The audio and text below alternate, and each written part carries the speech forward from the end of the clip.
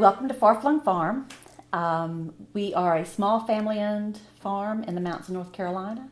We are an agritourism business, so we do a lot of camping, glamping, and B&B.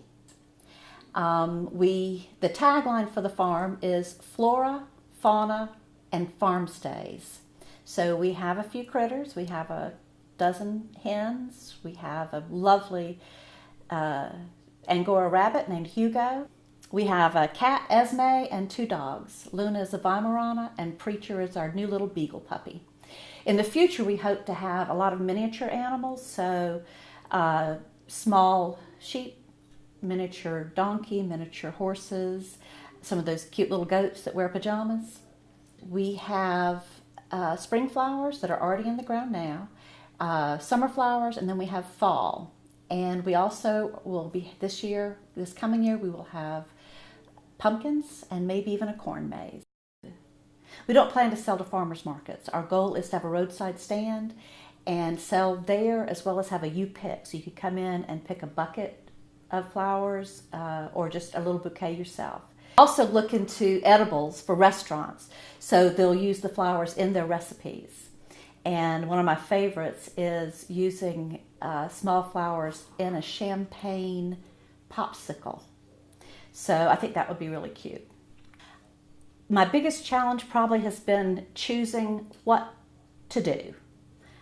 We had so many ideas. When I was a little girl, I wanted an old-fashioned farm with pigs and ducks and cows and everything. When I got a little older, I wanted to do horses. Breed and raise show ponies for little girls. And then when we came up here, we went to a wonderful class called Farm Beginnings through Organic Growers School. And it was a year-long class, and we spent a lot of time focusing on what we think we could do best. I'm old. Some of these young farmers have a lot of energy and not much money, and they have to get out there and make $1 billion tomorrow. Being older, I have a little more time. I'm not in a hurry. We do have our mortgage paid. So we're looking at things like perennials and slower growing things that we're not in a huge hurry. So we have focused on flower farming. And again, agritourism is just a wonderful way to bring others to the farm. That's goal setting is a really important part of Organic Growers School. We have first year, second year, third year, and then it goes to 5 and 10. And part of what they want you to do is to set realistic goals.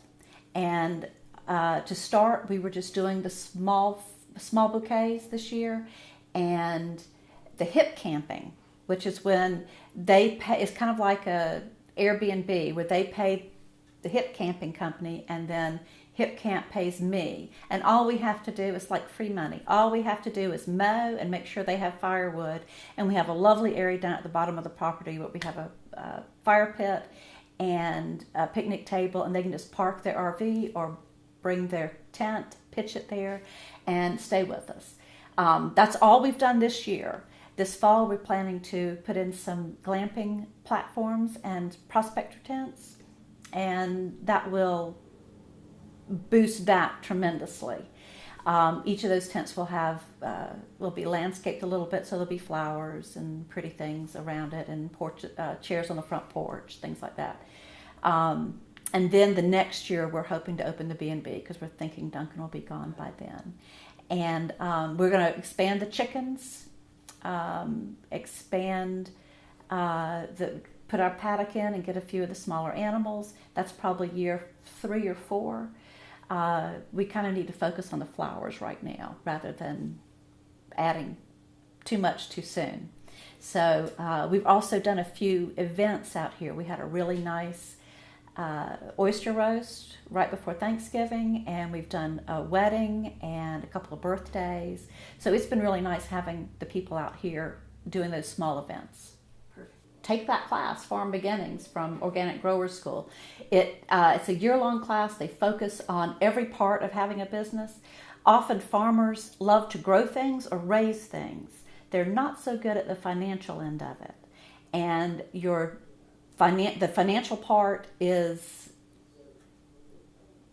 is very different for a farm. You have a lot of parts of it often, and so being able to put all that into a very simple book is wonderful.